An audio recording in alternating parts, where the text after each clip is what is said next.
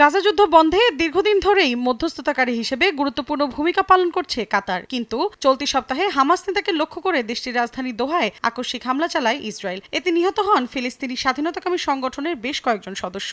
হামলার বিষয়ে Tel Aviv আগেই ট্রাম্প প্রশাসনকে অবহিত করেছিল বলে জানিয়েছে হোয়াইট হাউস। এবার ন্যাক্কারজনক হামলা নিয়ে জাতিসংঘ নিরাপত্তা পরিষদের বিবৃতিতে ক্ষোভ ঝাড়ছে বিভিন্ন দেশ, তবে ইসরায়েলের নাম নেয়নি তারা।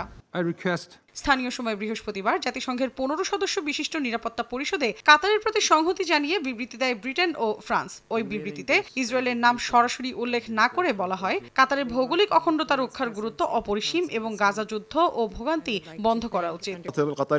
জাতিসংঘে ওআইসির পক্ষে বিবৃতি দেন তুরস্কের রাষ্ট্রদূত আহমেদ ইয়েলজিদ। এ সময় ইসরায়েলি হামলাকে গর্হিত, অযৌক্তিক ও রাষ্ট্রীয় সার্বভৌমত্ব লঙ্ঘন বলে আখ্যা দিয়ে তিনি বলেন, এটি জাতিসংঘ সনদ ও আন্তর্জাতিক আইনের সুস্পষ্ট লঙ্ঘন। নিরাপত্তা পরিষদে ইসরায়েলকে রক্তপিপাসু চরমপন্থী আখ্যা দিয়েছেন কাতারের প্রধানমন্ত্রী মোহাম্মদ বিন আব্দুর রহমান আল থানি। আলোচনার সময় হামলা চালিয়ে ইসরায়েল শান্তির সম্ভাবনাকে নষ্ট করেছে বলেও মত তার। ইসরায়েলের বর্তমান নেতৃত্বের উদ্দেশ্য বন্দীদের মুক্তি নয়, বরং সংঘাত জিইয়ে রাখা বলেও দাবি করেন তিনি। তবে রক্তপাত বন্ধে কাতার কোনো দ্বিধা ছাড়াই মানবিক ও কূটনৈতিক ভূমিকা চালিয়ে যাবে বলে প্রতিশ্রুতি দেন আল থানি।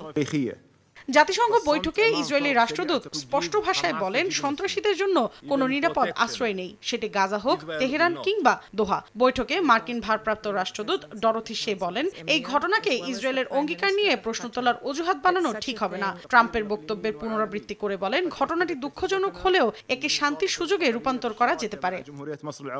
দোহায় ইসরায়েলি হামলার তীব্র নিন্দা জানিয়েছেন জাতিসংঘের চীনের স্থায়ী প্রতিনিধি ফু কং। বলেন, এই আঘাত শুধু কাতারের সার্বভৌমত্ব লঙ্ঘন নয়, বরং গাজা যুদ্ধবিরতির আলোচনাকে সচেতনভাবে নষ্ট করার প্রচেষ্টা।